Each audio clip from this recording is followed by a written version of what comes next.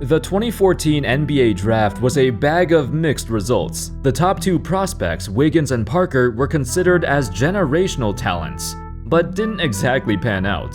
Though Wiggins did get voted in as an all-star starter, so I guess he did live up to his potential.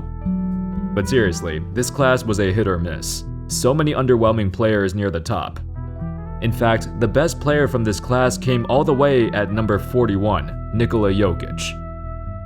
Among the players near the top though, Nik Stauskas was a very highly rated, intriguing prospect. He just came off of winning the Big Ten Player of the Year at Michigan, and scouting reports compared him to Klay Thompson. Dude was a sniper. In his sophomore year at Michigan, he shot 44% from 3, with nearly 6 attempts per game. It wasn't just that.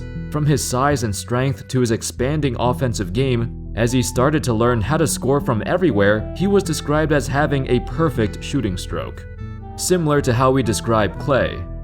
Stauskas was labeled as the ideal shooting guard for the modern generation. So, what went wrong? How's it going, folks? My name's Andy, and today, let's take a look at why Nik Stauskas failed to live up to the hype, and turned out to be a complete bust. Also, if you enjoyed the video, make sure to subscribe. If you like the content, drop a sub or a like, and thank you so much for the support. Drafted at number 8 by the Sacramento Kings, everyone anticipated his arrival. Former Michigan alum Jalen Rose describes Stauskas like this: "He's fearless.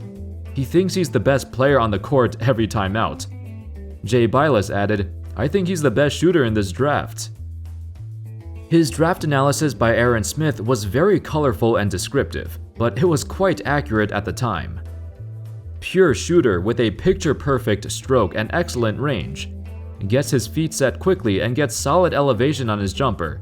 Crafty, cerebral player who maximizes his athletic ability. Fiery competitor, appears to lack a conscience and does not shy away from the limelight. A very smooth offensive game. Shows the ability to spot up for shots as well as get shots off the dribble, and has shown a solid ability to hit shots without much daylight. It was eerily similar to how Klay Thompson was described when he first came in as well. Little did everyone know this would be the last time Nik Stauskas would get this kind of praise. He literally could not have gotten drafted into a worse situation. The Kings had just drafted Ben McLemore the season prior, so Stauskas was immediately coming off the bench, regardless. Not just that, but this was during the time when the Kings had no idea what they were doing, which is basically the Kings for that entire decade. A year prior, the Kings were sold to Vivek Ranadive, who basically overhauled the entire front office. The Kings were in a transition period and changed their roster up so many times. They had like 5 or 6 major transactions within a year. Initially, when Stauskas got drafted, he was excited because he believed he'd grow and develop alongside the other youngsters on the team. I mean, the dude was the 8th pick and had high expectations of himself. But when the season started, it was a mess right from the get-go. Stauskas had such an inconsistent amount of playing time. Some games he'd play 20-30 minutes, others he'd get DNPs. It was always so random because the Kings were testing different lineups, and not like it mattered because they weren't even close to making the playoffs. He finished his rookie season averaging a less than stellar stat line of 4 points on below average percentages. On the bright side, his rookie season created the birth of a new nickname, Sauce Castillo. It was originally a caption error on TV, but it became an iconic part of his identity. I mentioned the Kings made numerous transactions during this time period, but the most critical one has to be the hiring of Vlade Divac as the new VP of basketball operations. This happened on March 2015, and right when he joined, he immediately started making aggressive moves. But were they aggressive or just plain stupid? It's more so the latter. One of these trades happened a few months later in the 2015 offseason. Divac made an absurd trade. He gave away Nik Stauskas, Jason Thompson, Carl Landry, a top 10 protected first-round pick, and the right to swap 2 future first-rounders with the Sixers, in exchange for Arturas Juditis and Luka Mitrovic. You've probably never heard of them. Neither of them played a single game in the NBA. So Divac essentially gave away all these players to free up cap space in order to acquire a star. But like, Dude, which star is gonna sign with the Kings? It was considered such a horrible trade, and certainly one of the worst low-key trades of the decade. Now, Stauskas joined a Sixers team that was trying to tank even harder, but it was actually a better scenario compared to Sacramento. The Kings were terrible, but they were actively trying to make the playoffs, so Stauskas didn't get much playing time, or any time to develop. On the Sixers, they were actively trying to lose, so they gave minutes to basically anyone who wanted it. They didn't care. Because of this, Stauskas got a lot more playing time and gained a lot more notoriety in Philly. He started a decent number of games and actually had some good performances here and there, with multiple 20-point games over 2 seasons. Sauce Castillo became a household name in Philly for a short period of time. But besides the memes, he was still a mediocre player. And mediocre is being generous. In these 2 seasons, he'd played the most minutes per game of his entire career, but still could not capitalize on this chance.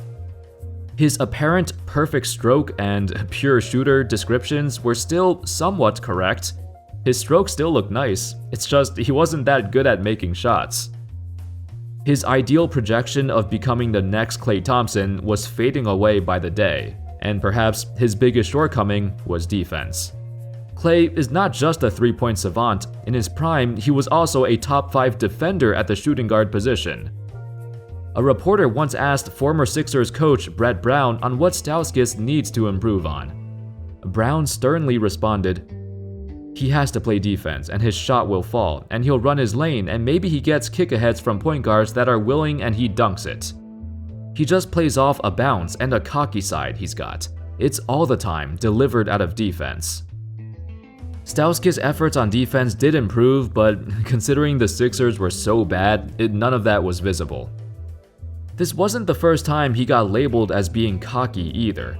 Even coming in, teams knew that he had an arrogant side to him, that he believed he was unstoppable and could do anything he wanted on the court, without repercussions.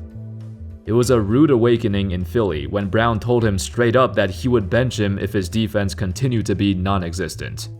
That actually happened too.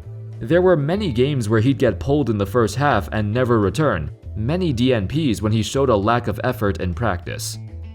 Overall, his time in Philly was a hit or miss.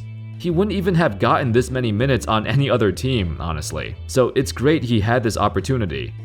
But playing for a team that wants to lose, by putting out the worst lineups, the worst players they can, that's awful for player development. Most players from, I guess, the process years fell out of the NBA shortly after.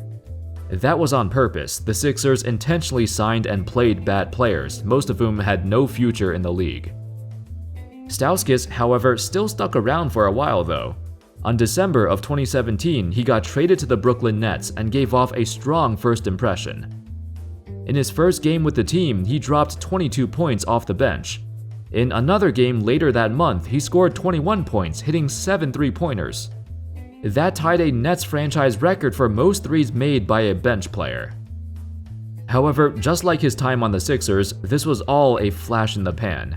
He started shooting better from 3, but there was absolutely no consistency in his game or his minutes. Since then, he bounced around numerous teams, including a few G League rosters and European squads as well. There's always an important question to ask yourself when you wonder why a highly touted prospect does not pan out. That question is, what parts of his game did not translate from college? For Stauskas, it was his inability to create shots off the dribble or finish at the basket. These 2 aspects of his game were quite prominent in Michigan.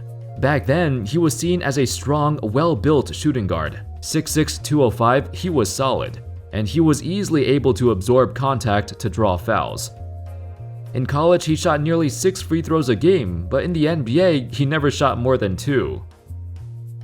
It wasn't even a lack of speed either, as Stauskas would often blow past his defender in the NBA as well, but then he'd be stuck and not know how to finish. Defenders are way quicker to recover and contest him. In college, when he blew past somebody, he'd go right to the rim and finish. In the NBA though, he could blow past somebody and it wouldn't lead to anything. The shooting guard position has probably generated the most number of underachieving players in the past decade. because you need to be really good at something to succeed at that position. And if not, somebody else will take your spot. Cause the vast majority of basketball players these days want to be a shooting guard, or a point guard that plays like a shooting guard. It's a guard-dominated league. The talent pool is way too deep. Like, if you're not an elite athlete, or an elite shooter, or an elite defender, or some combination of the three, you likely won't last in the NBA for much longer. This position does not reward you if you're a jack-of-all-trades, master of none. As a result, teams tried to mold Stauskas into a catch-and-shoot three-point specialist, but even then, he wasn't that good at it. His career 35% three-point percentage is not bad at all, but considering that he was never a prime target of the defense, nor a priority for any team to pay attention to, it was common for him to shoot with a lot of space. So 35% isn't good if most of his shots were not heavily contested. However, if you combine everything that was said, plus his cocky, stubborn attitude that was a red flag coming in, it's understandable why his career never panned out. At the end of the day, he's still fighting to make his way back to the NBA. In late 2021, he signed a 10-day contract with the Miami Heat, but sadly, it did not get renewed. I don't think this is the last we'll see of Sauce Castillo. Anyway, that's all folks. A guy once clamored to be the next Klay Thompson turned out quite miserably. But this is a story of many players, especially guards who could not translate their games to the pros. Let me know your thoughts on Nik Stauskas. Do you foresee him returning to the NBA once again and having another shot? I think it's possible, but unlikely. Thank you all so much for watching. I hope y'all enjoyed the video, and of course, as always, I'll see you next time. Peace.